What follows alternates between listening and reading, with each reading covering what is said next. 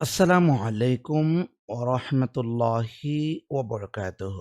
সম্মানিত আমার প্রাণপ্রিয় ছোট্ট বন্ধুরা, আশা করি তোমরা সকলে অনেক অনেক বেশি ভালো আছো। আমি তোমাদের জন্য যে অনলাইন ফ্রি ক্লাসগুলো চালু করেছিলাম তার ধারাবাহিকতায় আজকে আমরা তোমাদের পঞ্চম শ্রেণীর দ্বিতীয় অধ্যায় থেকে আওয়ার স্কুল গার্ডেন থেকে আমরা যতটুকু পারি আলোচনা করব। প্রত্যেকটি অধ্যায় থেকে তোমাদের জন্য 50টি করে প্র্যাকটিস আলোচনা করব। তাহলে চলুন আমরা কথা না বাড়িয়ে আমরা আমাদের মৌলিক পড়াতে চলে যাই। আজকে দেখে নিব যে ইউনিট 2 থেকে আমরা আওয়ার স্কুল গার্ডেন থেকে যতটুকু পারি 10টা বা 15টা বাক্য তোমাদেরকে সরাসরি প্র্যাকটিস করে দেখাবো। 1 নম্বরে দেখতে পাচ্ছি এখানে আওয়ার স্কুল বলা আছে, তারপর ড্যাশ আছে, তারপর দেখতে পাচ্ছি আমরা লাভলি গার্ডেন বলা আছে। এখানে যেটা হ্যাভ আছে, সাবজেক্ট যেহেতু থার্ড পারসন সিঙ্গুলার নাম্বার, তাহলে কখনো এইখানে হ্যাভ বসবে না বা শূন্যস্থানে হ্যাভ বসবে না। তাহলে কি বসাতে হবে? আমাকে হ্যাজ বসাতে হবে। কেন হ্যাজ বসাবো? আমরা জানি কি সাবজেক্ট যদি থার্ড পারসন সিঙ্গুলার নাম্বার হয় তাহলে মূল ভার্বের শেষে হ্যাজ বা ইএস যোগ হয় এক। আর টু হ্যাভ ভার্ব থেকে আমরা সর্বদা হ্যাজ বসাবো। 2 নম্বরে দেখে নেব আমরা। 2 নম্বরে দেখছি দ্য গার্ডেন, একই কথা। দ্য গার্ডেন মানে হচ্ছে থার্ড পারসন সিঙ্গুলার এবং সাবজেক্টটি, তারপর এখানে টু বি ভার্ব ব্যবহার করতে বলছে। তো টু বি ভার্বের মধ্যে আমরা মূলত 5টি শব্দ খুঁজে পাই। তার মধ্যে একটি হচ্ছে কি M is R, M is, আরটা হচ্ছে কি আর, এরপর আছে ওয়াজ, তারপর আছে ওয়ার। এই যে এই 5টা শব্দ আমরা খুঁজে পাই। প্রেজেন্ট টেন্সে আমরা সচরাচর এখান থেকে প্রথম 3টি শব্দ ব্যবহার করতে পারি প্রেজেন্ট টেন্সে। আর পাস্ট টেন্স আমরা কি করতে পারি? ওয়াজ, ওয়ার, যেগুলো আছে এটা বসায় সাবজেক্টের উপর নির্ভর করে। আমার সাবজেক্ট যখন থার্ড পারসন সিঙ্গুলার, তাহলে প্রেজেন্ট ইনডিফিনিট টেন্স ক্ষেত্রে আমাকে অবশ্যই এখানে একটা ইজ ব্যবহার করতে হবে। অর্থাৎ the garden is front of the playground. এরপর 3 নাম্বার দেখে নেব আমরা। 3 নাম্বারে আমরা দেখতে পাচ্ছি যে এখানে 3 নাম্বার অফেন্স বলা আছে। অফেন্স এরপর যেহেতু সাবজেক্টটি থার্ড পারসন সিঙ্গুলার আছে, তাহলে আমরা কি করতে পারি? এখানে যেটা ইনক্লোজ দেয়া আছে, সেই শব্দটা যখন এই জায়গাতে আমরা বসাবো তখন কিন্তু কি হয়ে যায়? এনক্লোজেস হয়ে যাবে। একটা এস যোগ করব, কেননা সাবজেক্টটি থার্ড পারসন সিঙ্গুলার নাম্বার হলে মূল ভার্বের শেষে আমাকে এস বা ইএস যোগ করতে হয়।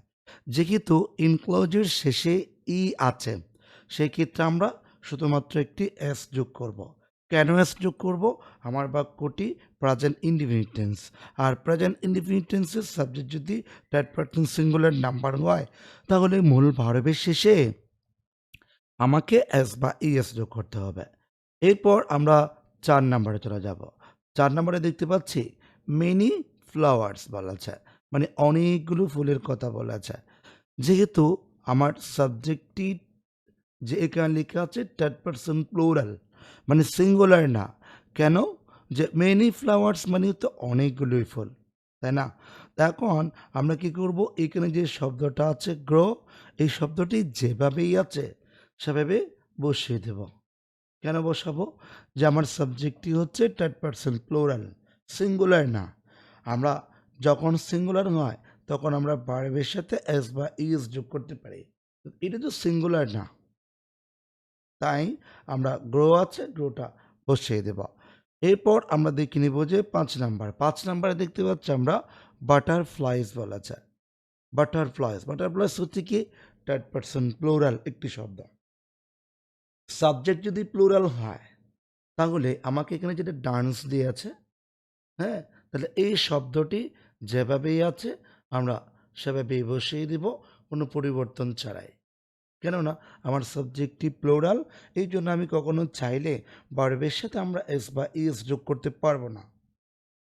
এরপর আমরা 6 নাম্বার দেখে নেব। 6 নাম্বারের দিকে আছে যে একই কথা, দ্য গার্ডেন বলছে ভেরি বিউটিফুল, এখানে লুক দিয়ে আছে। আমরা যদি প্রেজেন্ট ইনডিফিনিট টেন্সে হিসাব করতে পারি তাহলে এইখানে যেটা লুক আছে সেটার সাথে অবশ্যই একটি এস যোগ করতে হবে। তার মানে the garden looks very beautiful. এরপর আমরা ৭ নম্বরে যাব। ৭ নম্বরে দেখতে পাচ্ছি আমার সাবজেক্ট হচ্ছে দেয়ার। এরপর আমরা দেখতে পাচ্ছি বি। বি মানে হচ্ছে আমরা জানি তো অ্যাম, ইজ, আর, ওয়াজ, ওয়্যার এগুলো। কেমন? তো আমরা কি করব? এখানে আমরা যদি প্রেজেন্ট টেন্সে ব্যবহার করে সেক্ষেত্রে আমাকে দেয়ার এর পরে আমরা একটা ইজ দিব। এখানে কি ইজ দিব নাকি আর দিব সেটি আমি বুঝবো কেমনে? এই যে দেখো তো, এর পরবর্তী যে নাউন আছে এই নাউনটা যদি সিঙ্গুলার হয় আপনি ভার্বটা সিঙ্গুলার করবেন। এই নাউনটা যদি প্লুরাল হয় আপনি ভার্বটিও প্লুরাল করবেন। ঠিক আছে? এরপর আমরা পরবর্তী ৮ নম্বরে যাব। ৮ নম্বরে আমরা দেখতে পাচ্ছি এখানে আ গ্রুপ অফ ফ্রগস বলেছে, মানে একদল ব্যাঙ বলেছে। ওটা যেহেতু মানে দলবদ্ধভাবে বোঝাচ্ছে সেক্ষেত্রে আমরা কি করব? ফ্রগস যেহেতু বলেছে সেটা তো আর সিঙ্গুলার না, প্লুরাল। আমাদের এখানে যে শব্দটা দিয়েছে লিভ, তাহলে আমরা এই শব্দটি যেভাবেই আছে সেভাবে বসাই দেব কোনো পরিবর্তন ছাড়া। তাহলে এখন কেমন হচ্ছে? এক group of frogs live in the ditch বলেছে। ঠিক আছে? এরপর আমরা ৯ নাম্বার দেখে নেব। ৯ নাম্বারে আমরা দেখতে পাচ্ছি সামটাইমস মানে মাঝে, মাঝে, উই আমরা। এখানে সি দেখতে পাচ্ছি দেশে আ ফ্লক অফ বার্ডস আমরা মাঝে, মাঝে পাখির কি করতে পারি আমরা? এক ঝাঁক পাখি দেখতে পাই। তো সেক্ষেত্রে যেহেতু প্রেজেন্ট ইনডিফিনিট টেন্স যেমন সামটাইমস শব্দটি থাকলে কিন্তু প্রেজেন্ট ইনডিফিনিট টেন্স হয়। আমরা যখন এই সি শব্দটি এইখানে বসাবো সাবজেক্ট টু প্লুরাল, তাই না? তো আমরা এখানে কখনো এস বা ইএস যোগ করতে পারবো না। কেন পারবো না? আমার সাবজেক্টটি প্লুরাল বলে। তো subjective third person singular number হলে তখনই তো আমরা মূল ভার্বের শেষে এস বা ইএস যোগ করতে পারি, তাই না? আচ্ছা, এরপর আমরা ১০ নম্বরে দেখব দ্য বার্ডস বলেছে। দ্য বার্ডস এটা হচ্ছে কিন্তু প্লুরাল। হ্যাঁ? এটা যেহেতু প্লুরাল আছে সেহেতু আমরা কি করব? এইখানে যেটা আমরা সবাই দেখতে পাচ্ছি সিট যেটা আছে ওই সিট যেভাবেই আছে আমরা সেভাবেই বসিয়ে দিব কোনো পরিবর্তন ছাড়া। কেননা যে আমার সাবজেক্টটি হচ্ছে প্লুরাল, তাহলে ভার্বের সাথে কখনো এস বা ইএস যোগ হবে না। এরপর আমরা পরবর্তী দেখতে পাচ্ছি ১১ নম্বরটা। ১১ নম্বরে দেখতে পাচ্ছি আমরা দে। দে মানে হচ্ছে কি? তারা। Third person plural. এখন আমরা এখানে কি করব? এখানে সিং আছে, আমরা সিংটা বসালাম। যেহেতু তারা যেহেতু প্লুরাল, তো সেহেতু আমরা কি করব? এইখানে সিং যেভাবে আছে আমরা সেভাবে বসিয়ে দেবো। অর্থাৎ কোনো পরিবর্তন আমরা করব না। কেন করব না? কেন করব না? ঠিক আছে? ওই যে সাবজেক্টটি প্লুরাল আছে এইজন্য। এরপর ১২ নাম্বার দেখব। ১২ নাম্বার আমরা দেখতে পাচ্ছি লিখে আছে একটা শব্দ রেগুলারলি। এই রেগুলারলি শব্দটি থাকার কারণে আমাদের এই বাক্যটা পুরাটাই প্রেজেন্ট ইনডিফিনিট টেন্সে নিয়ে যেতে হবে। আর এটা যদি প্রেজেন্ট ইনডিফিনিট টেন্সে চলে যায় এবং সাবজেক্ট তো প্লুরালেই, যেহেতু সাবজেক্টটি প্লুরাল তাহলে এখানে যেটা টেক আছে সেটা কি হবে? টেক এই হবে। বাক্য এটার সাথে কখনো এস বা ইএস যোগ করা যাবে না বা পাস্ট টেন্স আমি নিতে পারবো না, কেননা আমার রেগুলারলি শব্দটি আছে এই কারণে। এরপর আমরা ১৩ নম্বর দেখব। ১৩ নম্বর দেখতে পাচ্ছি যে স্টুডেন্টস ফ্রম ইচ ক্লাস মানে প্রত্যেক ক্লাসের শিক্ষার্থীরা কি করেছে? এখানে একটা শব্দ দিয়েছে ওয়ার্ক বলেছে। তো আমরা এই শব্দটা এই জায়গাতে বসাবো। ঠিক আছে? ওয়ার্ক। তাহলে বলছে স্টুডেন্টস ফ্রম ইচ ক্লাস প্রত্যেক ক্লাসের শিক্ষার্থীরা ওয়ার্ক টুগেদার একত্রে তারা কাজ করে।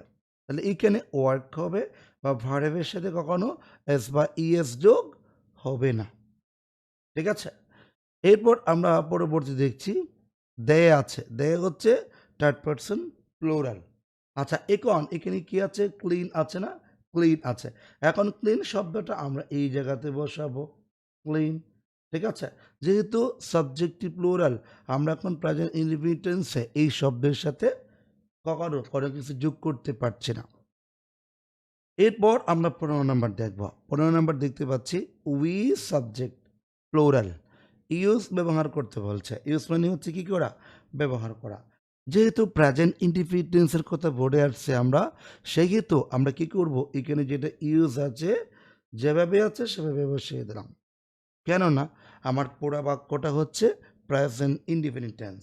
এই কারণে আমি এইখানে অ্যাজ বা ইয়েস যোগ করলাম না। আশা করি আমরা সকলেই বুঝতে পেরেছি। পরবর্তী আমরা ১৬ থেকে আলোচনা করব। আচ্ছা, ১৬ নম্বর যেটা আছে সেটাও তাহলে বলেই দিই। যেমন দেখুন এখানে লেখা আছে স্পেডস অ্যান্ড রেগস। এই ২ টা জিনিস কিন্তু ভিন্ন, ভিন্ন। মানে ভিন্ন, ভিন্ন ২ টা নাউনকে যদি আমরা এন্ড দ্বারা যুক্ত করি তখন ভার্বটা হয়ে যাবে প্লুরাল। ভার্বটা কি হবে? প্লুরাল হবে। তো সেক্ষেত্রে আমরা কি করতে পারি? এখানে যেহেতু টু বি ভার্ব ব্যবহার করতে বলছে, আমরা প্রেজেন্ট টেন্সে এইখানে আর ব্যবহার করব। ঠিক আছে? আশা করি আমরা বুঝতে পেরেছি। তো আজকে ক্লাসটি এখানে শেষ করব। সবাই ভালো থাকবেন, সুস্থ থাকবেন। আসসালামু আলাইকুম ওয়া রাহমাতুল্লাহি ওয়া বারাকাতুহু।